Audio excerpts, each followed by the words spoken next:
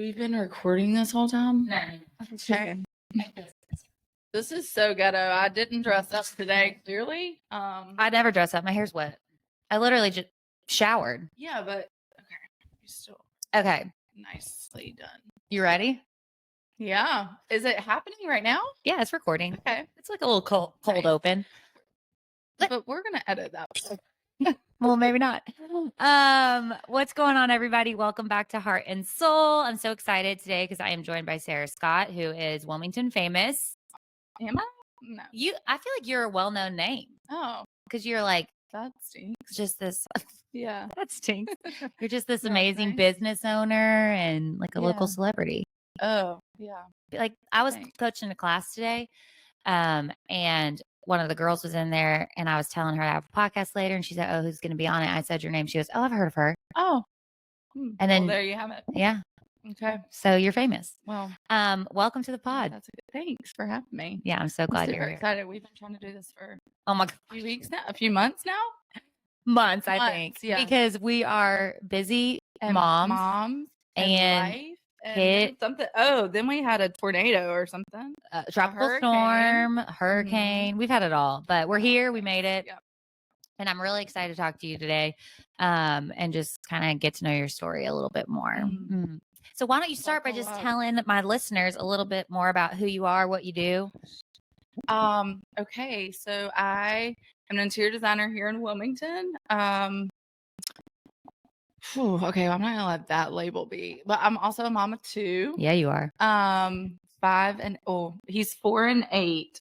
I'm not gonna round him up. He's a December baby, so he's still 4, Almost 5. almost 5. When did she turn 8? Tomorrow? It's her birthday. Oh, Yeah.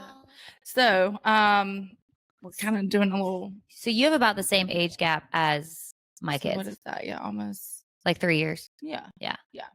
Which is gonna be great in a few years. Right now, it feels A lot. like a lot. Yeah. But it's gonna get better. That's what they say, but you know, It is gonna get. They keep- You're truly like, I remember the stage of like passing off, figuring out who's gonna watch because they're too young to go to childcare. Like, I mean, I was working from home with both of mine when just Piper. When Harrison came around, I was like working out of the house at that Yeah. point. But I went through this. I went through working from home, truly an infant. I would take her to like design appointments. I just remember that whole season. I was just a nervous, Nelly, anxious sweat ball. yeah, anxious is kind of the label. It's like everything is, I don't know, everything is like a big thing. Yeah, and you kind of feel just like super stretched thin, and Mhm. like I guess scientifically your brain doesn't work as well Mhm. when you're postpartum. Yeah. Um Or anxious. It's yeah. like it doesn't. Yeah, like you're always kind of fight or flight. yeah, and Yeah. I remember like last night even we were at community group, and you know people are having these really deep talks, and I have to keep telling my mind to get back in the conversation because I'll like go 5 minutes just thinking about You're like, when does she get a when's the bottle? bottle? How am I going to pump when I get home? Like, what am I going to do? And then like 10 minutes later, I'm like, what are we talking about? I know. Well, I I mean, can't I guess I'm focus. yeah, it's a lot. It's crazy because I feel like I remember this, but it feels truly like a lifetime ago. Yeah. So it's gonna get better. It's gonna be different. I feel like our season's hard, but it's different. It's a different hard. But Yeah. I just Well. this part is really tough. So good luck out there. Godspeed. Do me a favor and hit your mic. Okay, we're here. I just want to make sure I was on. I know how bad would that suck. We had to start over. I was just like, y'all would have just missed that whole person. well, I was just introducing Sarah to like my ghetto studio. Like my literal trash can is right there. That's It's, great. you know, my Wait, studio. I'm like looking over here. Okay. Yeah, it's we're perfect. flipped. Okay, so you're a mom of 2, Mom of 2. business owner. Yeah, I started my business. We actually moved to Wilmington like 8 years ago. So I started my business in Charlotte. Was that hard to switch? No, I thought it would be. I'm trying to think why it wasn't hard because it's not like I didn't know a ton of people when I moved here, but it was we know this town is this small. Oh yeah. And so like word of mouth was help, like, you know, you get the first 2 and then Yeah, it's all referrals here. word of mouth. Yeah. So that transition wasn't terrible. So yeah, we've been here 8 years. I have a studio in Oleander, so I got out of working from home probably like 4 years ago. So that was a big step for me, is like getting out of here to do what we do on a daily basis is a big growth moment. I think even that in itself was like a transition for us as a company. Like it stepped us up, it gave us more confidence. And more expenses. So it gave you more accountability. Yeah. Sure. You're like, okay, I have to hit this now each month. Yeah. Like, yeah, my overhead is growing. But, yeah, exactly. It's funny. I was actually thinking about that last night. Like, you know, I mean, I have like midlife crisis all the time now because of my life. But I was like, man, what if I just like downsize completely? Like, what if it were just me again? What if I just worked from my home? And I went through all, and it was like a numbers thing. Like, well, I just don't want to. And that's like my train of thought. Like maybe once a month. I would say that's like every business owner, especially female business, small business owner. You're like, what if I just stop? Yeah, what if I just didn't do it? Or what if I just did less? Or what if I did more? Yeah. I'm constantly going through that. What if I added this? What if, and because I think a part of like entrepreneurship in general, I think there's like in every entrepreneur, a little voice inside of you that's like, you need to be doing more. Mm-hmm. But why? Why? I mean, I will say since being diagnosed that, I mean, lately, okay, so for a little bit, there's a whole part of like that journey. I feel like it's like shock, madness, grief, all the things. Yeah. But now I feel like I'm coming into the phase of like, what am I doing? Like, am I wasting my days away? Like, I love my company, but truly, I mean, truly last night, that's when I'm telling you, should it just be a team of 1 instead of 4? I was like, I just want to go like sit at the beach, or I want to be with my kids, or I just want, like what, or when I was like already thinking about what triggers me, like these emails or who I need to respond to today, or what projects don't bring me joy. Like, why the heck am I doing these then? Mm-hmm. Like, why? I know it's for the, I mean, it's not for the paycheck, but it is a little, but yeah, because you gotta like support you. Like, yeah, you got finances. Like, I can't pull back in this moment. But yeah, it's been a mental shift of like, why am I doing this? Right. Like in the after, I mean, we have stopped. Our days end at 2:30 now, which is nice because we all have kids, and I'm like, yeah, let's do the pickups. Let's be with them in the afternoons. So there's been like some changes because of all of this, but yeah, you start to question like, at the end of the day, or at the end of this life, like, are we gonna want to be stressed out about work every day? I don't. Yeah. I don't. No. And and when we look back on life, like, do these little things matter? You already brought it up, so we're gonna ease into your diagnosis. And by ease, I mean just go right in head first. And October is Breast Cancer Awareness Month. It is. I know we got our pink. So why don't you share a little bit about that and the journey that you've been on? So not a fun journey. Yeah, wouldn't recommend. Wouldn't recommend it. Really stinks. It was very unexpected. We don't have breast cancer in our family. Like, pretty healthy person. I don't know. It was just and like, you're young. Yeah. Well, I don't even know what I am anymore. 35. Yeah, you're my age. So I just found, what was I even doing? I don't know. I found a little like marble size lump. And I'm like, that's weird. So it went on for a few months, which granted, I probably shouldn't have let it go that long. But I was like, but you know what? Was it like, I was like, okay, I'm going to let it go this month, and I'm going to see if it's during period time. Yeah. And then it was like, okay, another month had passed. I'm like, okay, it's still there, but it moves. So it's like everything I've heard was if it is sore, because it would like be sort of touch. It's like, okay, well, cancer doesn't have pain, is what I've always like been told, because that's why like people don't know they have any. Right. But that might be not true. Anyway, I was like, well, it's kind of painful and it moves, and like apparently, and maybe I have this wrong too, but I didn't think cancer, usually those tumors, you can't just like move them. Right. I have no idea. I don't know. So anyway, but you know what? Like, okay. But you know what's crazy is like, I've been in the shower before and like felt around. Can we just see how do I even get comfortable? I don't know. I'm just kind of chilling. It's an all natural podcast. You're in like these little dorm chairs. Yeah. I feel like I'll feel lumps. And because some of them are like natural, or like you're breastfeeding tissue. Right. I'm like, and I think one of my fears, and you've experienced it, unfortunately, is like, what if something's going on in my body and I don't know? Yeah. Like, how long could something go on before you know? Right. And I will say this sucks, but like I always think the worst for sure. I do have like I have PTSD. Like my mom was diagnosed with cancer, didn't end so well. She went through like I've seen that journey, and so like I have. It's a little too close to home. Yeah, it's too much. And so of course I was like, oh my gosh. I mean, I think I like had a dream, and I was like, I feel like something's wrong. Like I'm not gonna grow up, like get old.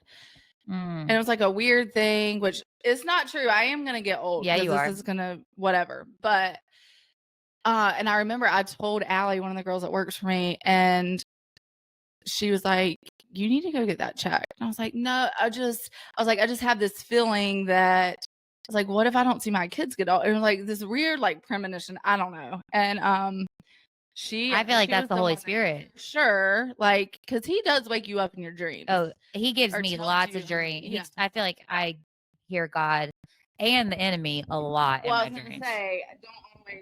I think, he could have nudged me with that, but I don't believe that in that way. Like, I know, like, I fully trust that I will be healed. I don't know. So I'm not like saying I still believe that dream, but it pushed me to go get it checked. And Allie was like, you're going to make an appointment. And I remember I journaled that day, and at the top of my journal, I think it was like March, I don't know, sometime in March, it had like the OB's number on the top, and it was like make an appointment. So anyway, I called them that day, and I had my appointment written down on my journal. And I went they got me in the next day, and she was like, oh, that just seems like a fluid. I'm not concerned. It was like a midwife. She didn't care. Yeah. And she was like, but I'll send you for a mammogram if you want. She was like, I think just for you, she could tell I was anxious. I was like, yeah, I would like to just know that it's nothing. Like, what, you're not going to lose anything. So I went, and that was not good, because they were like, we're going to take you back. She wouldn't sit down with me. She was like, oh, and once you hear that, something's like. She's like, oh, is your husband here? So then we called him back. I'm like, fun. This is fun. And so she was like, well, you have a lot of dense tissue. So what she thought was dense, I guess, was not. And she was like, I think I want to do a biopsy just to be sure. And even then she was like, let's do it just to put all this to rest. Yeah. Like, even then she was like, I'm still feeling like it could not be. It could just be benign stuff. Anyway, so I kind of at that point was like, okay, it's going to be like, I was kind of fine. And then they did biopsies. They had to do a lot. They did I won't get you all the details. Anyway, so they did biopsies. It was terrible, like the most painful thing. What did they do? I thought it was like, oh, we're just going to pop in and get a sample. I'm like, what was I thinking? Like, they have to go in. It was a lot. Pain. And like, you're just like sitting up in the mammogram chair. Like, it was too much. Anyway, so I got sick, passed out. Ugh. It was traumatic. And so coming just like out in the waiting room, because he knows I don't do, and he's like, you had to go, he doesn't know what's happening at this point. He's like, I know that you don't do, like, I don't do medical well. This is what's also funny is God is like, yes, you are. You're going to like do, like, I'm talking, I would pass out growing up. I passed out every time I had to give blood. I did that too. Everything. Like, it's my nerves. So I don't do medical. I've never like done surgeries. I don't take medicine. Just anything. My blood pressure, I can't go because it's off the charts when I go to the doctor. Like, it's because you get nervous. For sure. They're like, well, that's white coat syndrome. I'm like, yeah, no. Anyway, so it's just funny because it's been a test of like, yeah, you are going to get over these fears also. And a lot of relying on him. Yeah. And, like, even if you are afraid, like, I can be your strength. Yeah. I have to be at this point. Right. Or like, I'm going to show you that you can. And that's been kind of cool, because now I'm like, oh, double mastectomy, let's go. I can do that. So I've done that. Like, I don't know, like even the infusions, like with chemo, like they're drawing from the port and they're just stuff now that I'm like, okay, I can do. Even that growth has been, not that anybody wants to go through chemo to tell themselves they can do that, but right. It's been cool to see the strength that happens there. Well, you were talking earlier about like fight or flight. Yeah. And it's almost like once you get a diagnosis like that, I'm sure you go either way. And you were like, I'm going to fight. Yeah. Yeah. Yeah. I didn't have a choice. Yeah. And so you get the diagnosis, and what stage was it at? They haven't even told me, and I don't look it up or talk about it. They were like, well, and it's funny because every doctor's different. Mine said we don't really do stages now because they're all like so treatable that I guess staging is like changing now because of the treatment options. I don't know. I'm holding this super far out. Yeah. Get intimate with it. So welcome back. Here's the start of the story. I don't know if you're the rest of that. No, I'm just kidding. It'll pick up. Hopefully. It'll pick up. If not, you didn't miss much. So yeah, I don't know. I won't go into like a ton of detail, but and you can share whatever it had like spread to my lymph nodes, which nobody wants to hear that. But like I had a freak out moment last night, and I texted another girl that she had lymph node positivity too, because you gotta I've learned a lot. You cannot compare other people's stories. Yeah. My body is not your body. My diagnosis is not yours. Our reactions are different. Our healing journey might be different. That's been huge, because like then you start wondering like, well, if she's gonna be, I don't know. It's hard not to compare though. Yeah. Oh my God. It's really hard. But it's also been nice to find people that like were similar in diagnosis. It's like, okay, you have positive too. Like that's very different than someone who didn't have positive. So I kind of like clung to her last night when I'm having the nightmares and like can't shut off, is like, how do you stay positive when we know it was in our lymph node? And she like had the best perspective. She was like, well, number one, I trust Jesus. And I was like, well, I do too, but this is still hard. Right. Because you're human. Yeah. And she was like, and because hers started in her lymph nodes, I think is what, anyway. But she was like, I also trust, number one, medicine now. Like it's come a long way. We have to be confident in that. Like that we're literally targeting the thing that they found, and that like our lymph nodes are going to do what they're supposed to do. Like hers held her tumor. And so that it didn't spread. Yeah. And like, I guess that's what our lymph nodes are supposed to do. I didn't know that. But you could tell me anything and I would like I'd be like, yeah, lymph you node. can go down like any rabbit hole that you choose, right? And like she was just good about steering me to like be confident in the treatment that you're getting. Be confident in like God is bigger than the treatment no matter what. And also like there's like a stigma, I guess. I mean, part of it is true, but the stigma of like you hear, oh, it's in your lymph nodes, and you think that's a death sentence, and like it's gonna spread. It's gonna, and it's not. And there's just not enough stories or people talked about like, yeah, I have positive lymphatic, whatever, but it's been 15 years. Like people don't talk about that, right? And all you hear is the horror stories. Yeah, or, oh yeah, my aunt died from like cool. Yeah, don't need to hear that. I bet people have had. I bet there's been a lot of foot and mouth moments around you. Yeah, but I mean that's what the world. There's just a big stigma from breast cancer anyway, and I think when you're in it, you have to take yourself out. You have to remind yourself like. Half these people that I'm reaching out to or that know the news or that are commenting, like they don't even know what they're saying. Like, yeah. Or they think that you're fighting a different fight than you really are. Like they don't have the confidence in the treatment plan that because they don't know. And so you have to like kind of put all that away. Like they might think you're giving your death sentence, but like they don't know what all you're doing to fight it. Yeah. And so I don't know. It's just that's why I struggled. It was like 2 months before I even said anything, because I was not ready to hear oh my God, I'm so sorry. Because I knew that I was going to get through it. And I didn't want pity. Like I didn't need the world to think I was going to die tomorrow. Right. So like go from 0 to 100 right. and like or like think the worst and like come at me with, oh my God, what.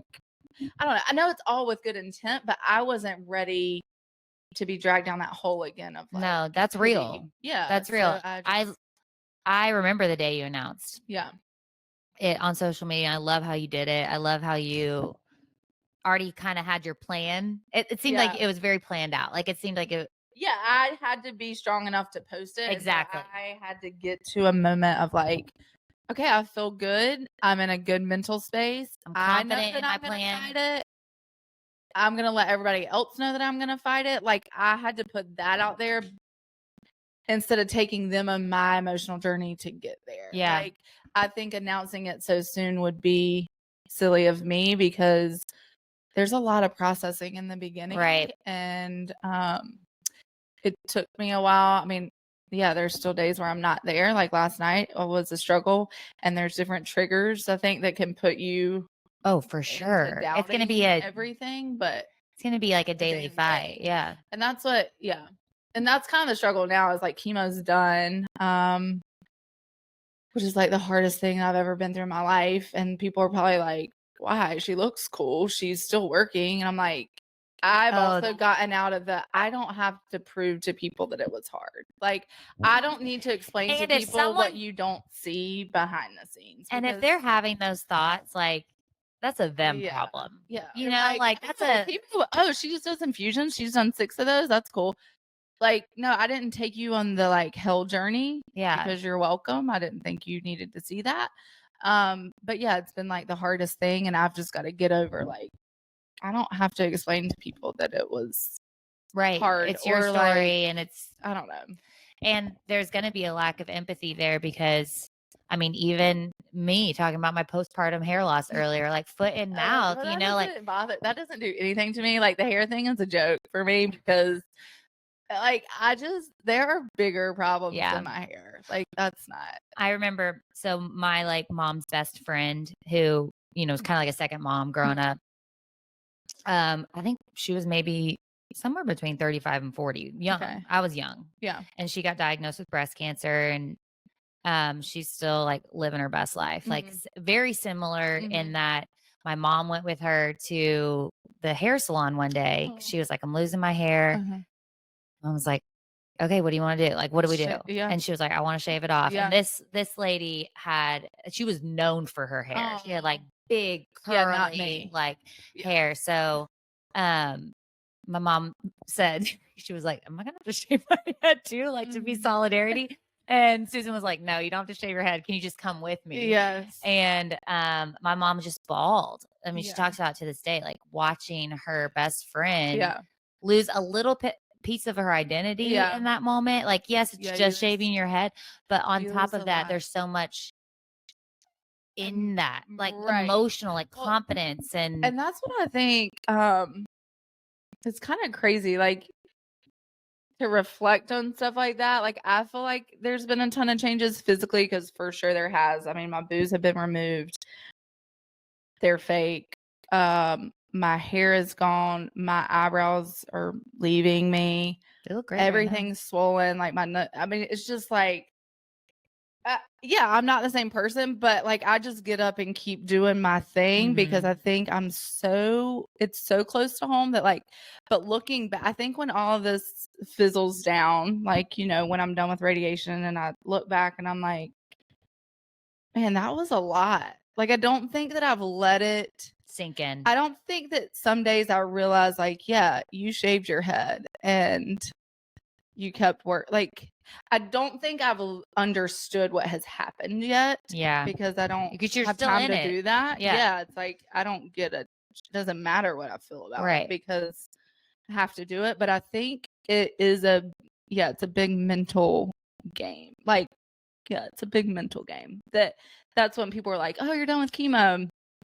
Like, you don't understand. Like, there's so much. That's a great victory, but like the daily mental load is heavier than any infusion that I'll ever do. My gosh, I'm sure. I mean, especially like waking up and just getting to be like, what am I going to do today? I don't get to do that, which is fine. This is not a pity party, but I don't get to wake up with normal thoughts. Yeah. Like, because that's not my reality. Yeah. And unfortunately, it can be, right? Like, I could know that it's going to be okay and I could wake up and breast cancer is not going to define me. Right. So like, that's just a mental thing. I can have your thoughts that you have in the morning. I just got to but get there. But also I don't think it's something that you ever let go of when Yeah. something so monumental happens to you. And I Yeah. don't mean that in like a discouraging way of like, you're not going to get through this, but now it is a part of your story. Yeah. It's a part of you. It's like, it's nothing. I'm not trying to compare anything, but No. you know, like there's not a day that I wake up and don't think about the 4 babies I Yeah. lost. It's just a Right. part of It's a me part now. and I Did think I? you start to carry it differently. Yeah, Like, you I carry it think differently, you grieve yeah. differently, you mourn differently, and sure it minimizes as time goes on. Yeah. Time does help, Yeah. but There's it's a less part of of a you. sting. Yeah. And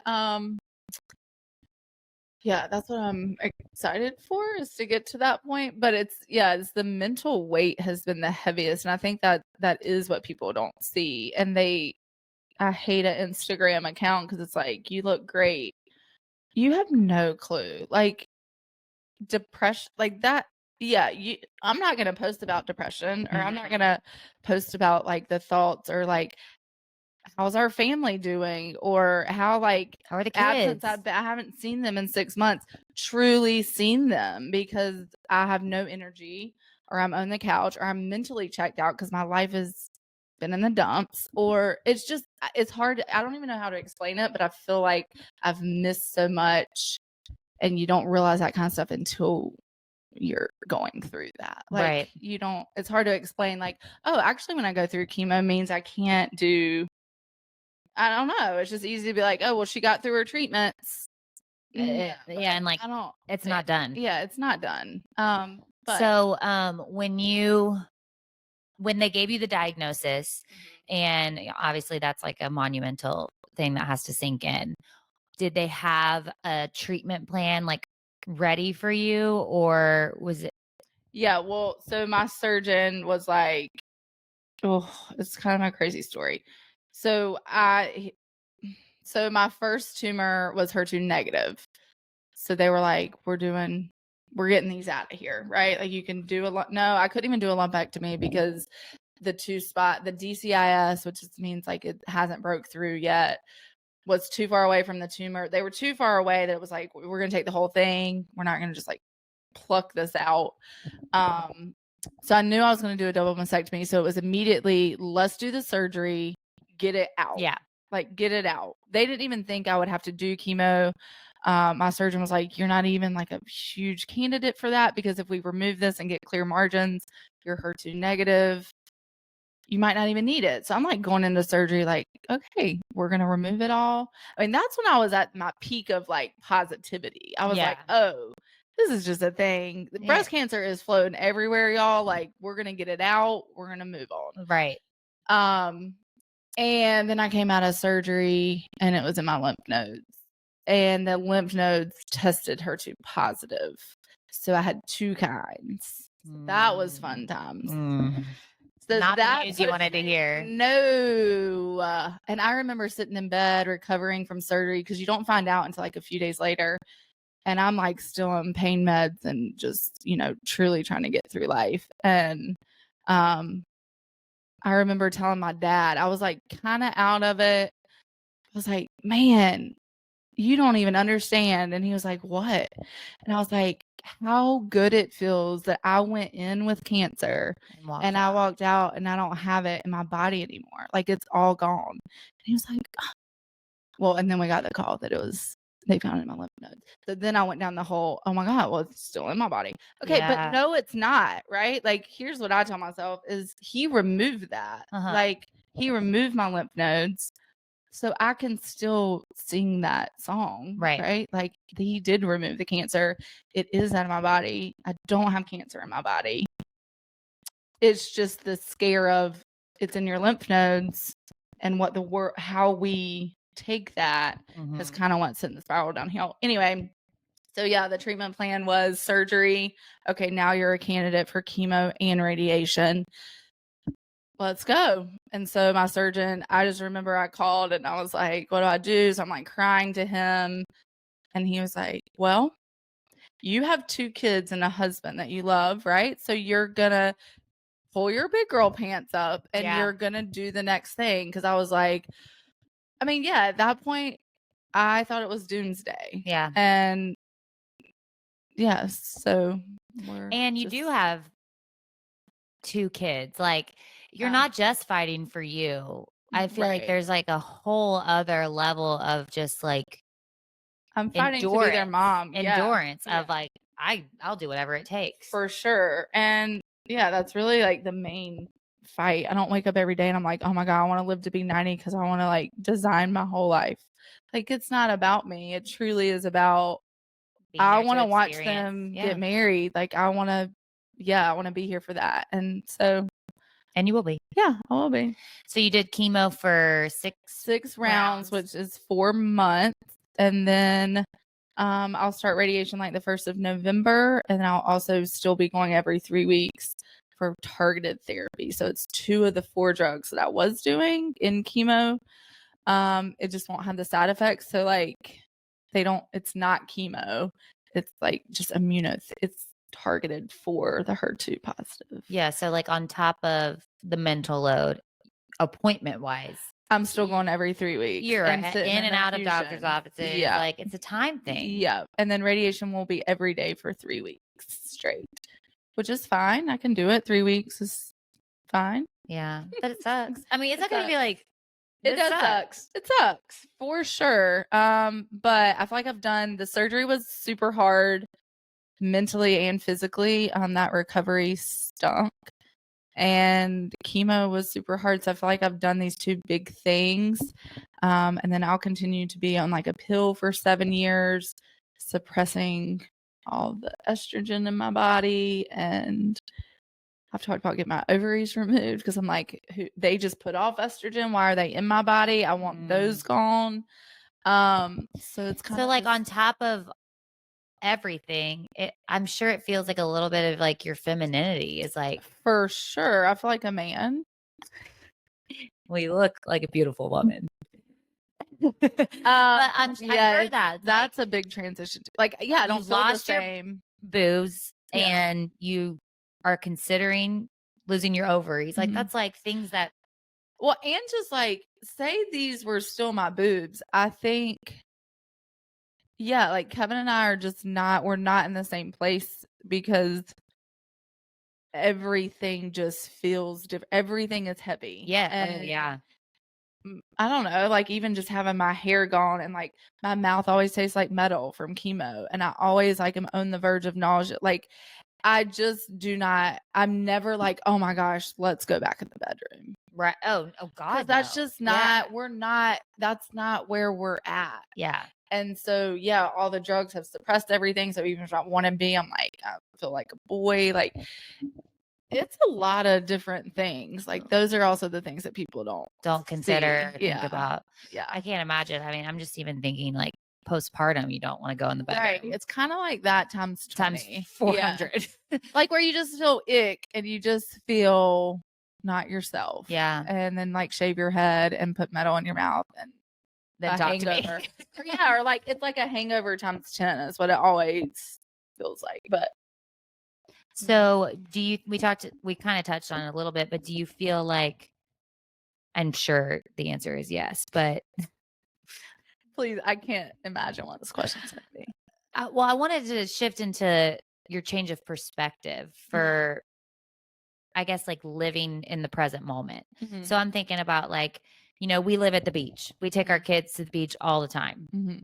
But sometimes it's a chore. It feels like such a, like just carrying that wagon across the sand and then getting the sand everywhere. And like, I'm sure a diagnosis like what you've had is being like, I get a beach day with my kids. Mm-hmm. Do you know what I mean? Like, obviously we're still human and we still have intrusive thoughts, but I will say it's been kind of a roller coaster of that for me because the chemo kind of messes you out of that, and like the steroids, it kind of that put me in a depression for sure. Like chemo weeks, recovery weeks is just a dark place. Yeah. So I didn't even have the opportunity to be like, okay, kids, let's have a yes day. Like there's not even that happening. So but then I will say, like, even last night, the thoughts were like, I can't wait to wake up and see them in the morning because of everything you just said. Yeah. Like having that, it's like when I feel good enough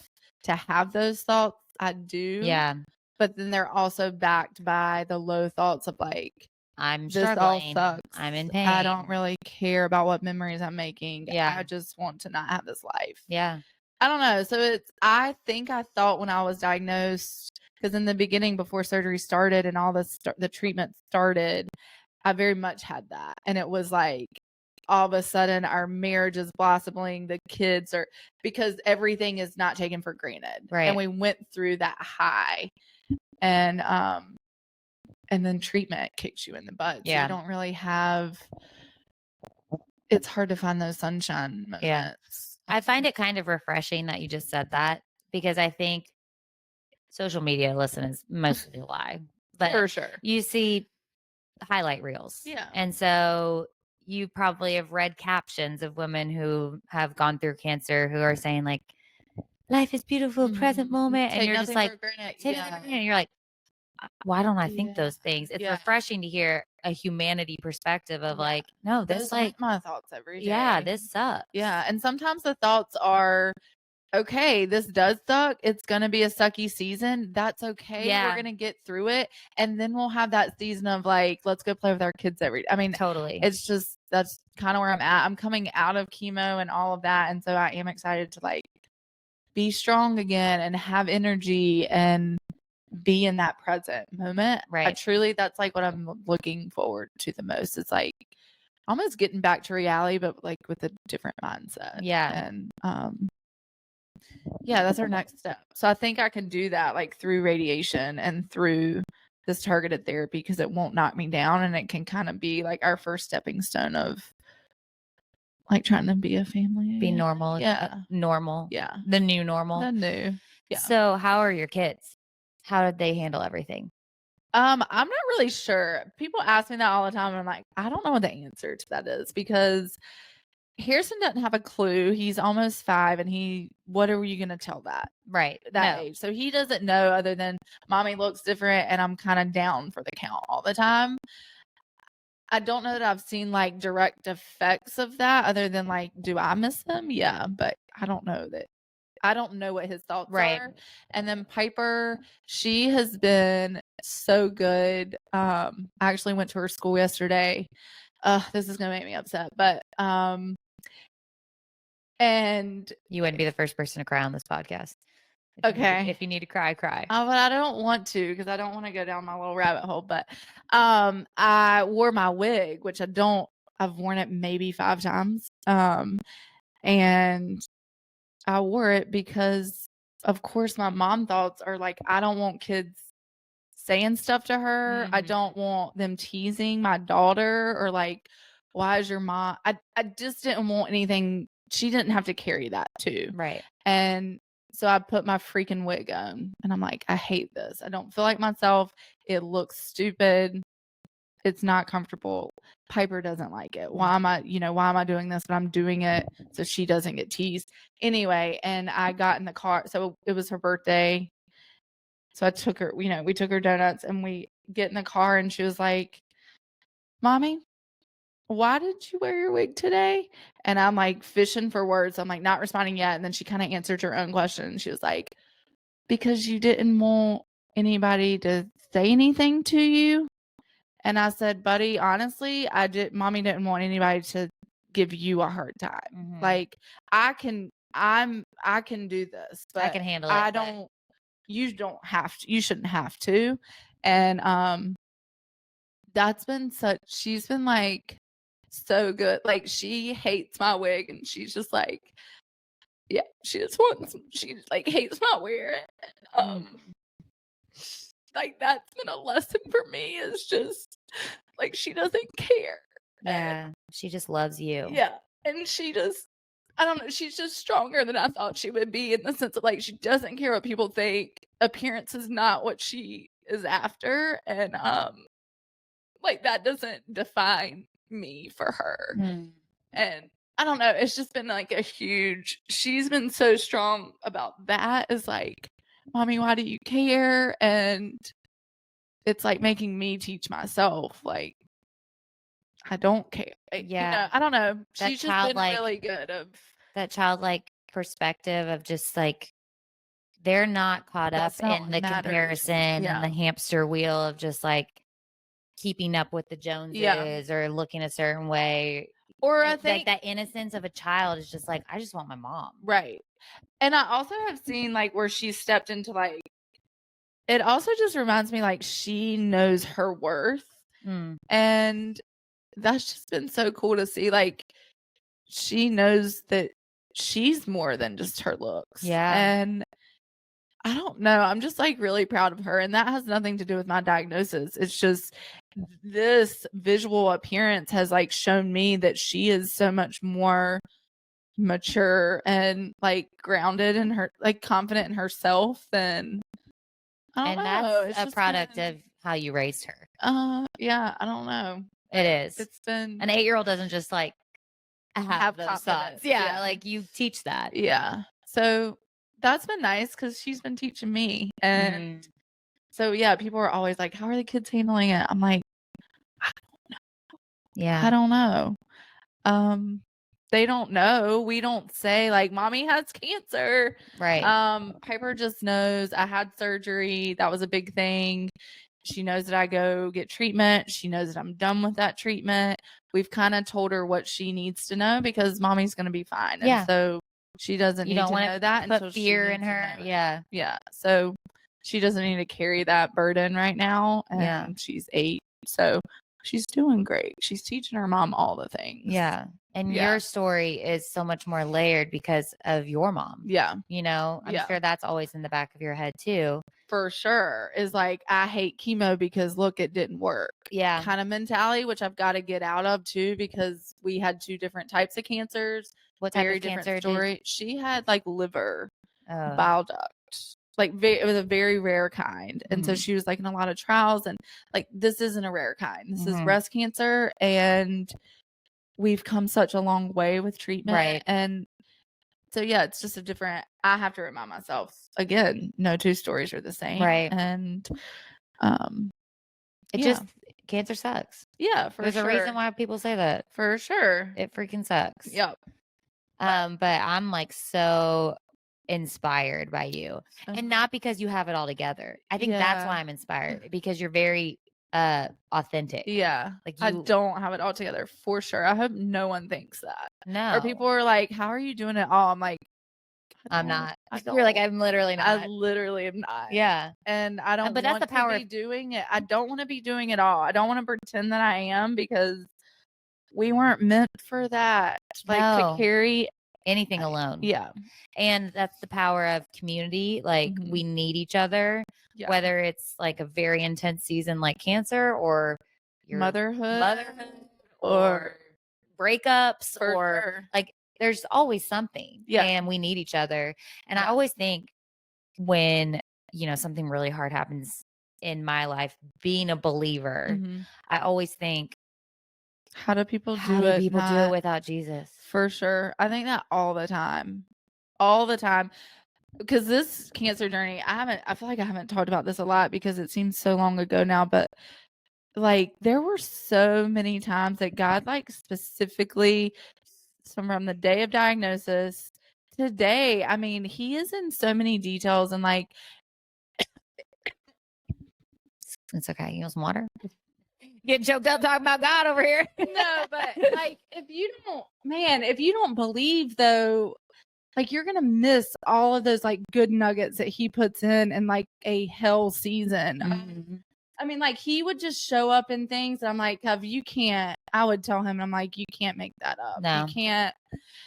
I don't know. Just I can't even. I've written them down because it got to be so crazy. Even just like dates, like it would be like every date. The diagnosis was like Allie's birthday. I got my port on my sister's birthday. I had my double mastectomy on my best friend's birthday in Charlotte. And then it was like, and then my first chemo was Kevin's grandfather's birthday. Everyone has been like a birthday. I know that like, that was the worst example, but no, he's that's been a good there example. like in moments of just orchestrating like who our surgeon was or like, because I don't do surgeries and like finding comfort in that, like seeing him at church. Okay. And I'll be like, I feel like I know who your surgeon is. Yeah. They're I'm sure friends of mine. Yeah. So we'll talk about that later. yeah. You know, HIPAA and all. But yeah, like putting the right person, like he didn't give me a surgeon with terrible bedside manner that would like, he gave me someone that's going to call me at 9 p.m. and talk through my, diagnosis. And he's going to put him in, he put him in the row in front of me at a concert right before my surgery. And he's, buying me a drink. Like you can't make that stuff up. And I don't know. It's just been so like, those are the things where you're like, you take a deep breath because you know that someone bigger has got you. And that's the thing is like, it's a firm foundation to return to when you spiral, because you will. Mm-hmm. You're human. You will have depression. You will have those intrusive thoughts, those, But you have to stay. But to have a foundation to come back to be like, oh, but God is in control. Right. Oh, but I have hope. Right. Giving up control is a big one, because if you don't believe, like, then you're in control, and you can't control anything. Right. And so that's been a big weight off my shoulders. It's like, hey, I'm doing all I can. I'm not in control of my life. We can change our diet. Don't look at my Chick-fil-A cup, but we have cleaned up all of our things. We've cleaned up our household stuff. Like, you can control as much as you can control, but at the end of the day, like, the Lord knows exactly when my time, like he already knows that. I'm not going to change it with my worry. That's not going to give me another day. Yeah. Like, I don't know. So it's just, I don't know how people do it without. I don't either. Yeah. And even just like the peace to return to, like, just going back to like losing babies, to know that they're in a better place. Right. Is just a reassurance that other moms probably don't have who don't know God. Right. Or that was the end of that for them. Right. Like it's just the beginning. Yeah. And so, yeah.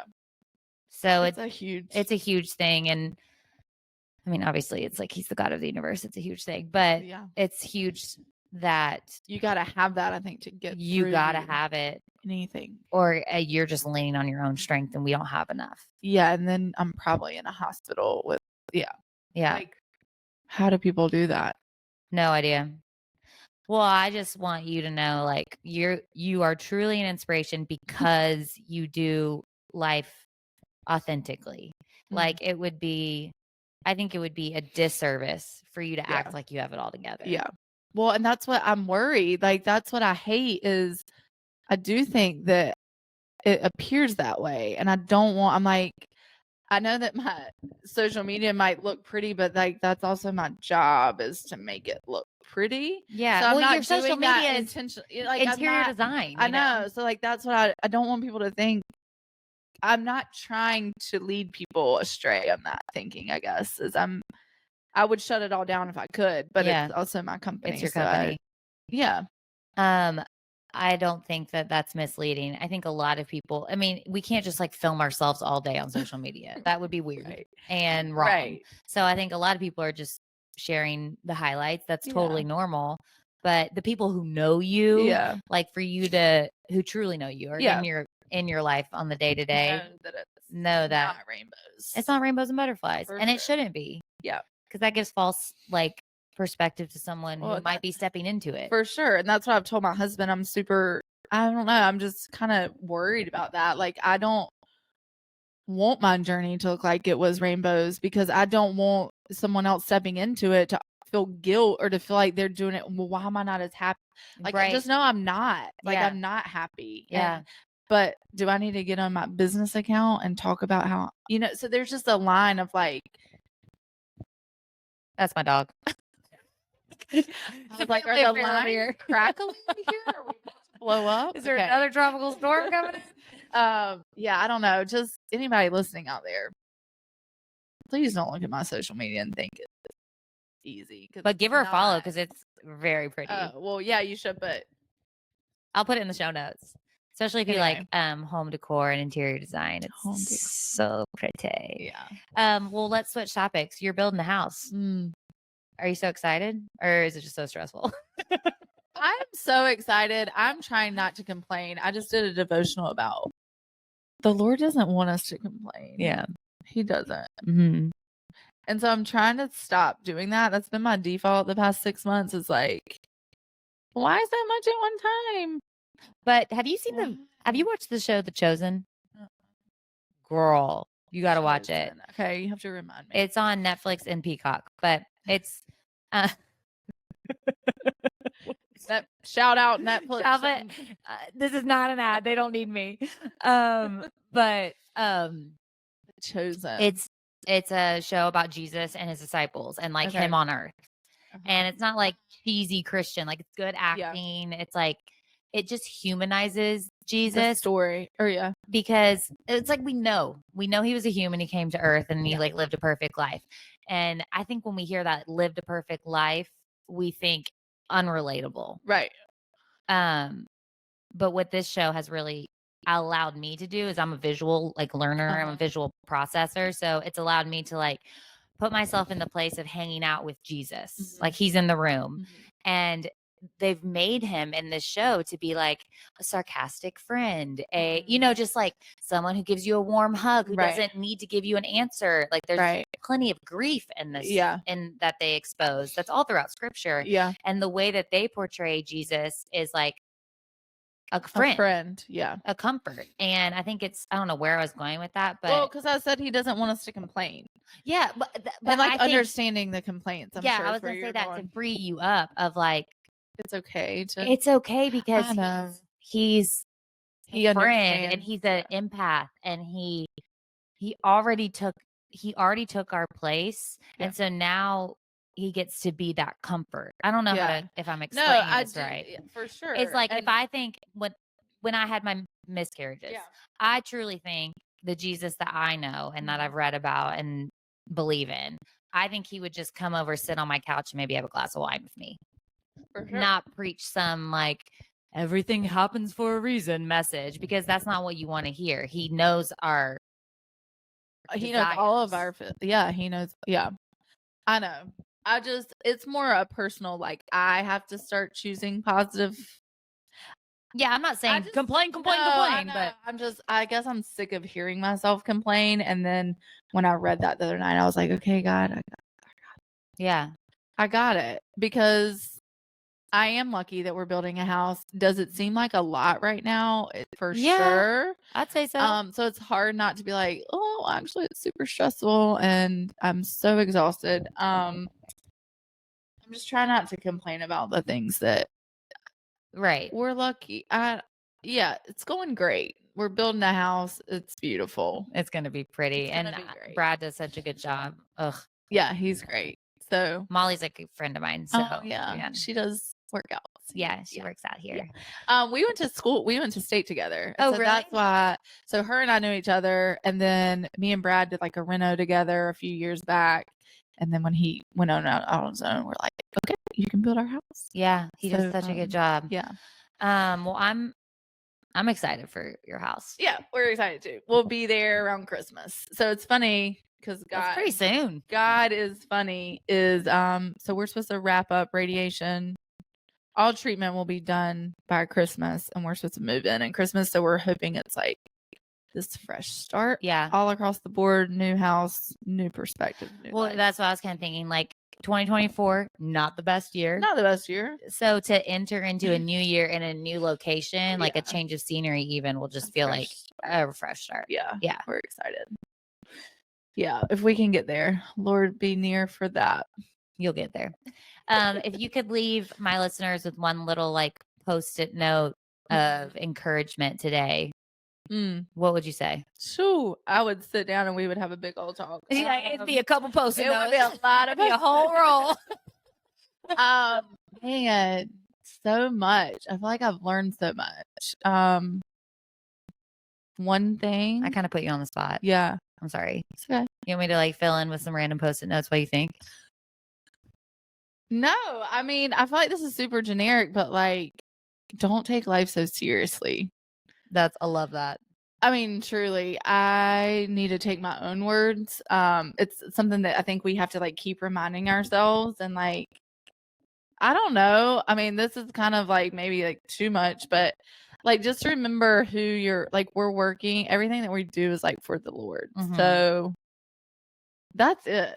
Like, stop worrying about I don't know. All the stupid stuff Oh, that's we worry about so online or like much. what we're buying or who cares? Yeah.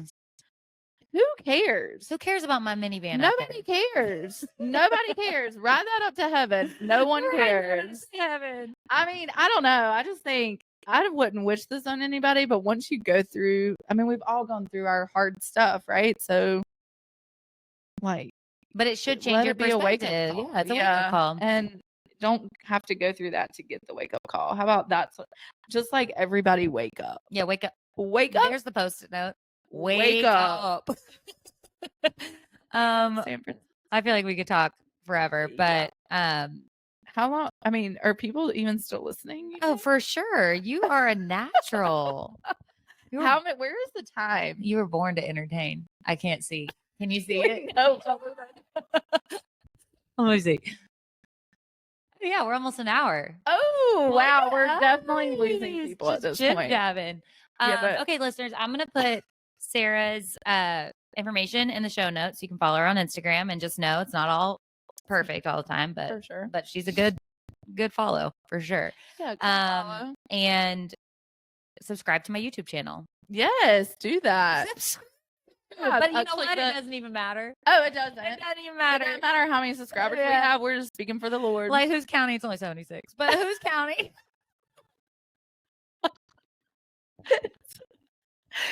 76. Yeah, but you have so many people that listen that maybe haven't hit the subscribe button. That's what I keep telling myself.